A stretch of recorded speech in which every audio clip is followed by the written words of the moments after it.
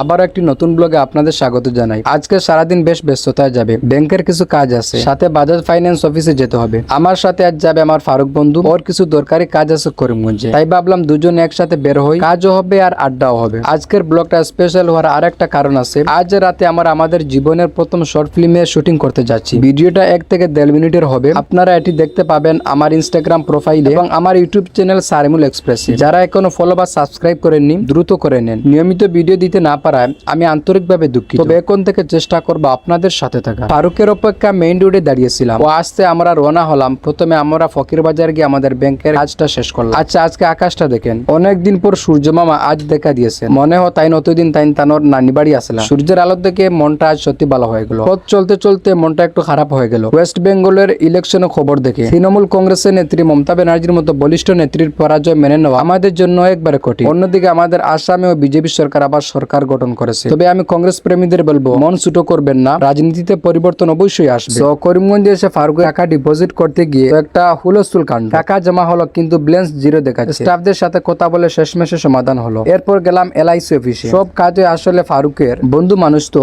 তাই না করতে পারি না। তবে এলআইসি অফিসে একটা মজার ঘটনা ঘটেছে। স্টাফরা ফারুককে বলেছিল একটা জিনিস সারেন্ডার করতে, আর ও শুনেছে শামসুদ্দিন কোথায়। এমনকি অন্য একজন স্টাফকে সিরিয়াসলি জিজ্ঞেস করে বসলো শামসুদ্দিনকে। এই নিয়ে আমি হাসতে হাসতে একদম শেষ। সো ফাইনালি আমরা কাজ শেষ করে এখন বাড়ির দিকে যাচ্ছি। আজকে আমি অফ ডিউটি দোকানে যেতে হবে, আর আজকে দোকানটিকে আমার খুলতে হবে। জিয়াউল ভাই বাড়িতে নেই, উনি গেছেন গুয়াহাটিতে নতুন কালেকশন আনতে আপনাদের জন্য। তো আজকে দোকানে আসলাম, দোকানটা করলাম। দোকানে খুলে ভালো করে ঝাড়ু দিলাম, আর ঝাড়ু দিয়ে কাপড়গুলো সুন্দর করে সারিবদ্ধভাবে। তো এই ছিল আমার আজকের সারাদিনের দৌড়ঝাঁপ। ভিডিওটি ভালো লাগলে লাইক কমেন্ট করতে ভুলবেন না। আপনাদের সাপোর্ট আমার এগিয়ে যাওয়ার প্রেরণা। দেখা হচ্ছে পরবর্তী ব্লগে। ততক্ষণ সবাই ভালো থাকুন, আল্লাহ হাফেজ। আর যারা এখনো ফলো করেননি বাইকে, সবাই ফলো করে নেন।